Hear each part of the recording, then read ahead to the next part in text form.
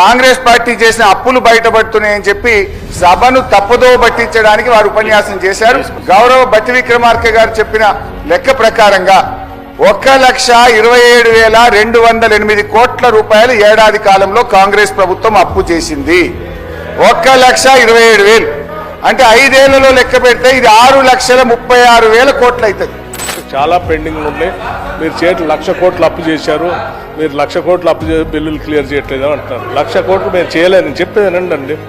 మీ మీద గౌరవంతోనే చెప్తా ఉన్నాను. మీరు అడిగారు కాబట్టి అన్ని చెప్తాను, లేదా చెప్పేవాను కూడా. 1,00,000 కోట్లు మేము చేయలేదు. మళ్ళీ ఒకసారి చెప్తా ఉన్నాను క్లియర్గా. 52,000 కోట్లు మాత్రమే ఈ ప్రభుత్వం అప్పు చేసింది.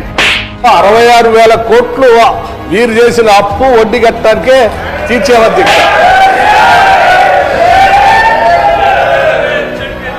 మీరు చేసిన అప్పుకి ప్రిన్సిపల్ అమౌంట్, వారు చేసుకొచ్చిన అప్పు ప్రిన్సిపల్ అమౌంట్కి ఆ వడ్డీకి కలిపి 66,000 కోట్లు మేము ఈ 10-11 నెలల్లో కట్టామని ఒకసారి ఆలోచన చేయండి.